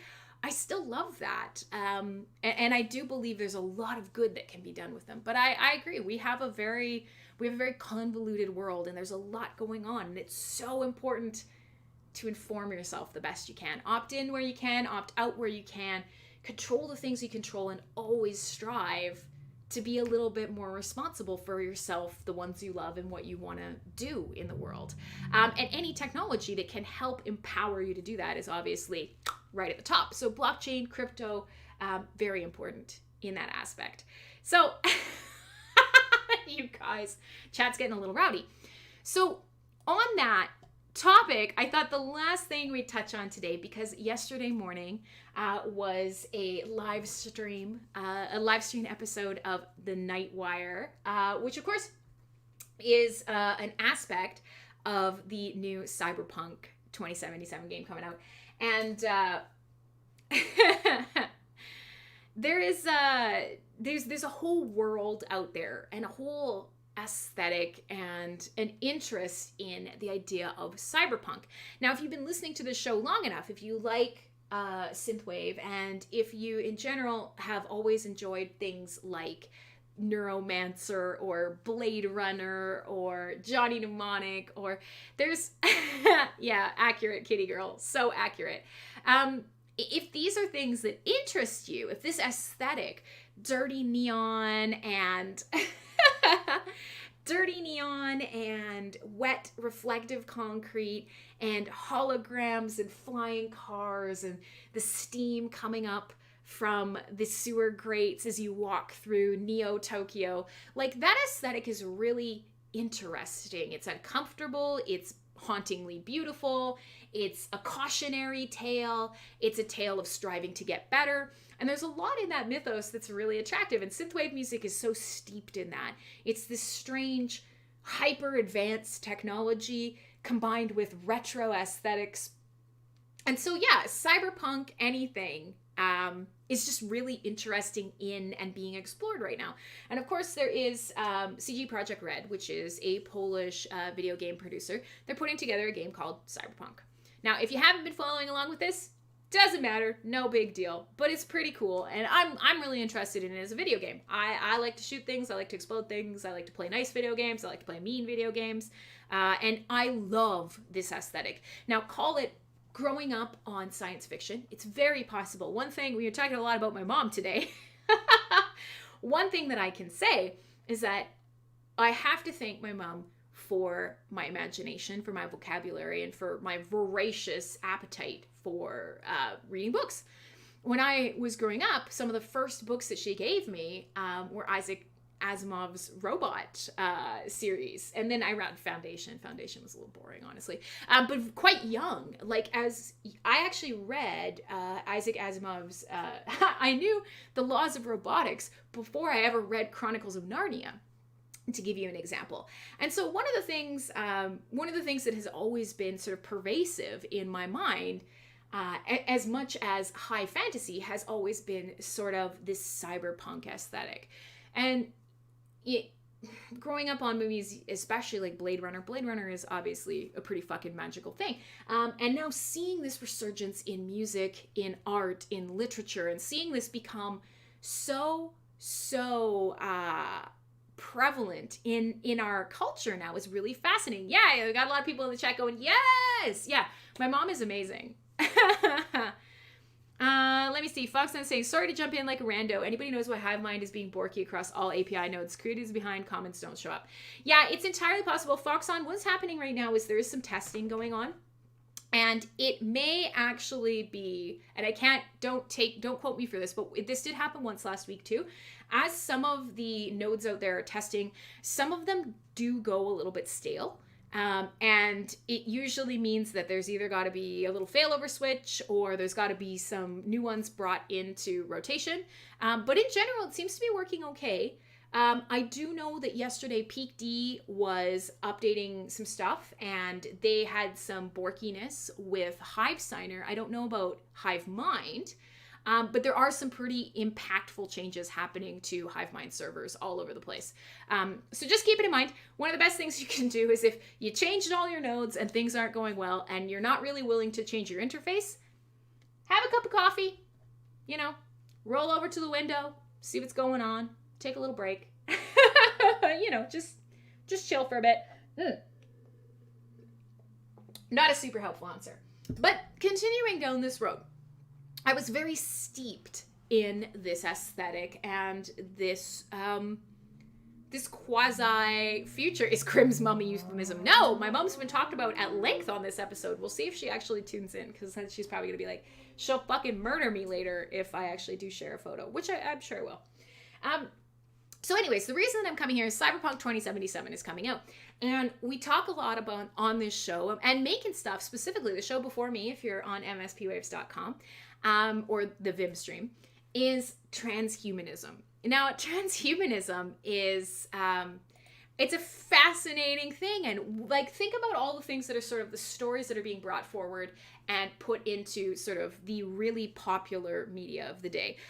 One of them being specifically, oh my gosh, it's just gone out of my mind. Holy shit, help me. It just got turned into a Netflix series. If you die, they upload your consciousness into a disc. If you're rich, you can get loaded into a new body. Holy shit. I literally was looking into the camera and I was going to say it. It was being filmed right by my house. Help! Help, listeners, help! It did escalate quickly. Shit! Oh my gosh. Carbon. Altered carbon. So all of these stories are starting to become super popular at The Good Place. The Good Place is delightful. Altered carbon. Yeah, Megan Stuff knows what's up. So my mom is going to get late term abortion. I hope not. Cripes.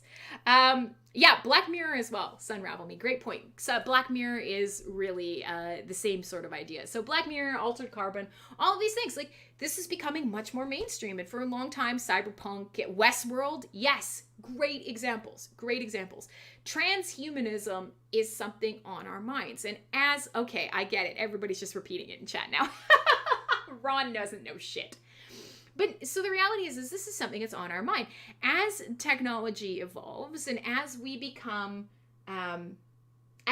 more suspicious of it and the motives of the people around us, we have the ability to exercise critical thinking, but we don't always. Sometimes we rely on the people around us, or we rely on popular entertainment media to catch us up. And so transhumanism is something that a lot of people are thinking about. Again, that Tommy 86 album, you can't see it, it's called Transhumanism, and it has a digital human skull with a bunch of wires coming out of it, and it is like this old Metropolis style artwork. Hang on, I'm gonna grab it.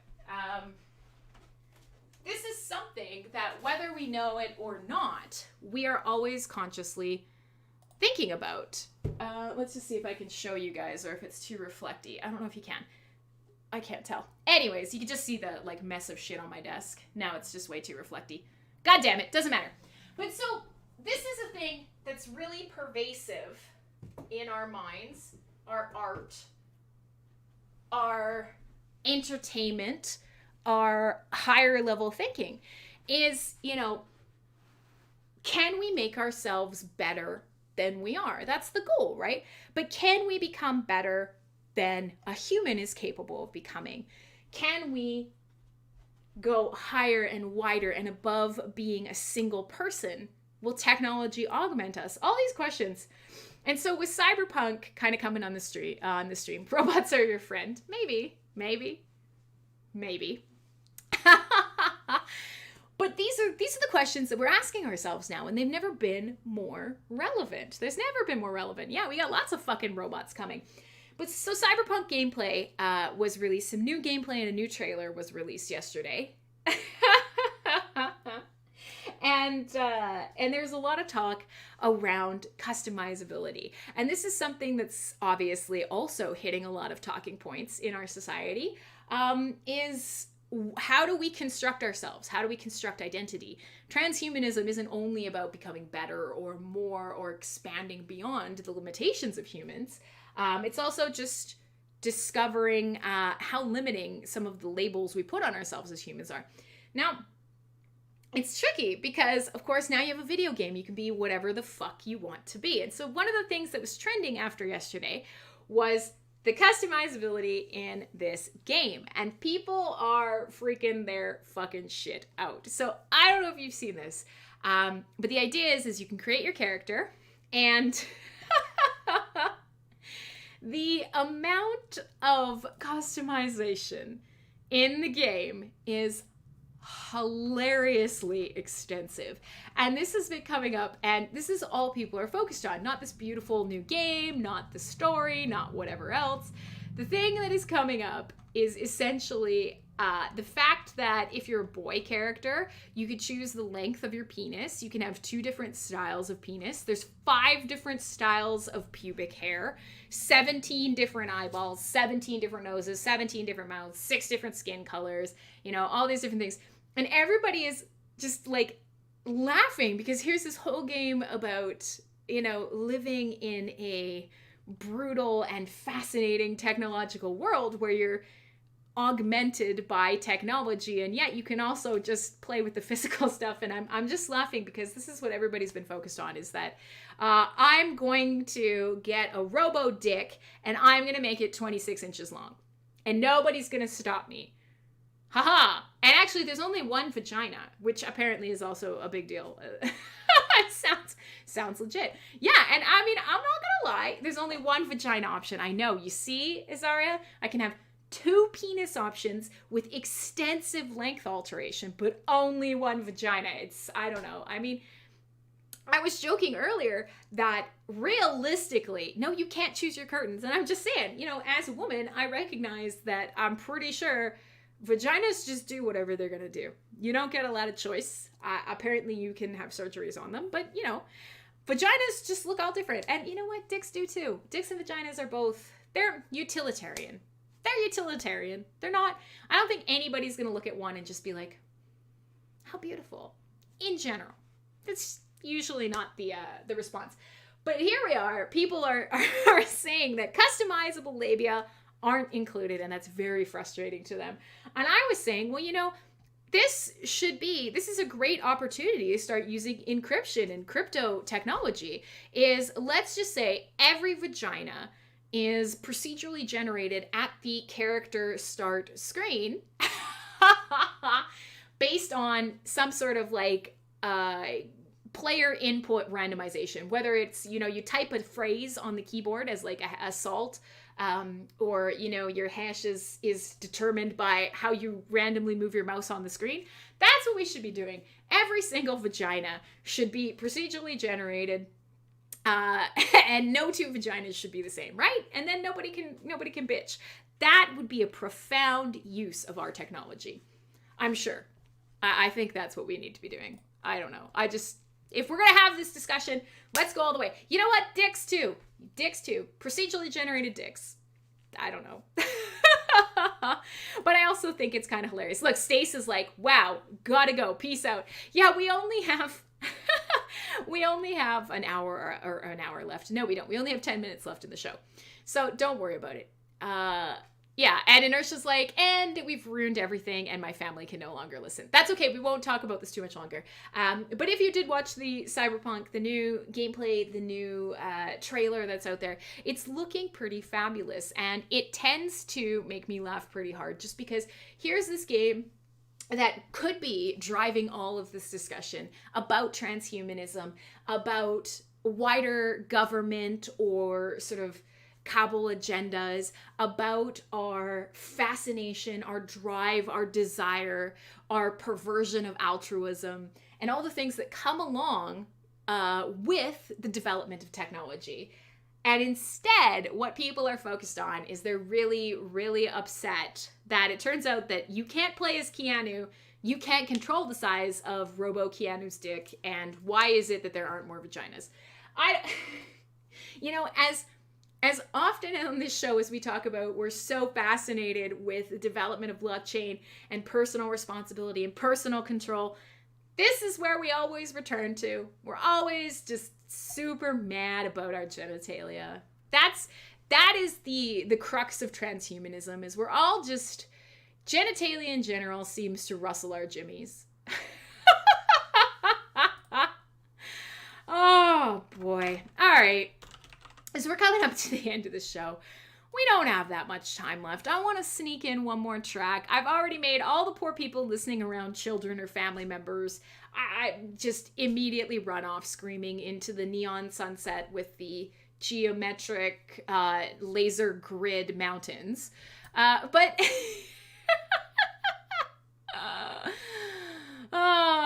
What should we play? I played Dark All Day quite recently. You know what? Let's do Woken Furies. I haven't done Woken Furies in a while. This is the last track of the show. My name is Crimson Clad. It's been a pretty basic synthwave kind of day. We've had a lot of fun here on CyberBuzz Radio. I'm here every Saturday streaming at this time, just chilling out. I will let you guys know about next week.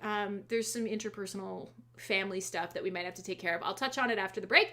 But let me make sure that I can squeeze this one last track in, because Gunship to end the show is a must. It is tradition around here. It's just how CyberBuzz works. It's transhumanism. It's not. That doesn't work. It's not a good analogy.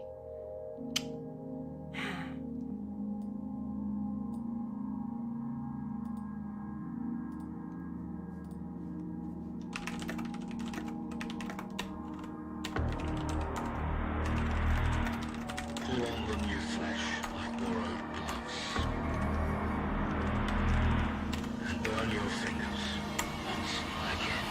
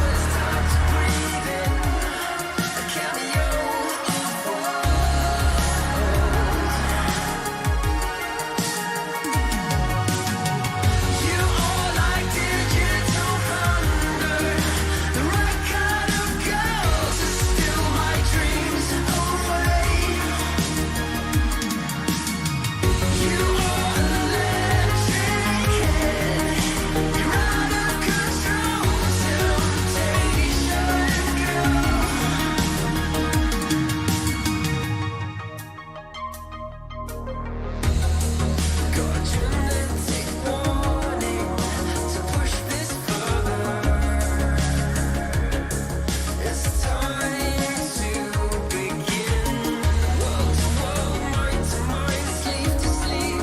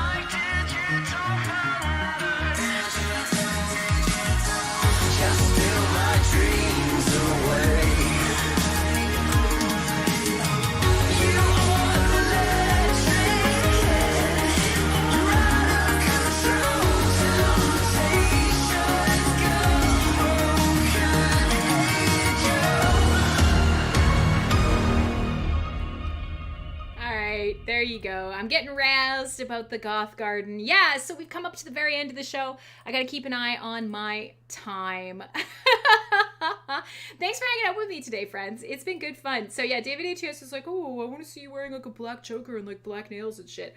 Yeah, I wear a black choker every second of every day. I just happened to take it off for the shower that I took right before the show. So let me fix it and put that back on.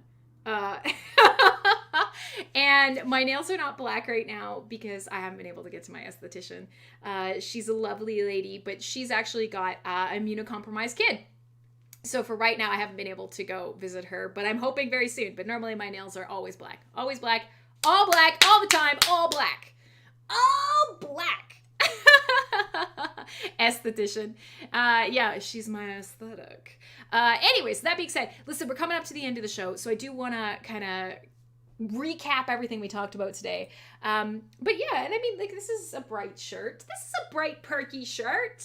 My goth garden is, my front garden is all black and red flowers, and I have big black lilies that I'm really excited that are going to be opening soon because gardening is delightful, and I don't have a ton of space, so I'm very pleased about this. Why gotta be black? Accurate. From now on, it'll be amazing. So listen, we had a great talk today. Bro Baby's awake, Eileen's peacing out, all of you guys gotta go live your life.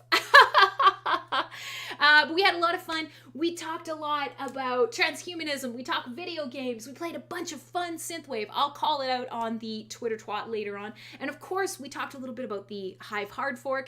You can actually rewatch streams now. Like, most of them are being saved, which is very exciting. Listen, I'll see you on Thursday. I'll be here next Saturday. I hope. If you need to, you can send me a DM. But for now, I gotta go. Bye, guys. Okay, and if you're watching on any of the other streams, I'm going to end it now. I had a lot of fun today. Hopefully I didn't get banned. Hopefully you had fun. I will see you next week. Bye! Thursdays is heavy metal. Just remember, only if you want heavy metal.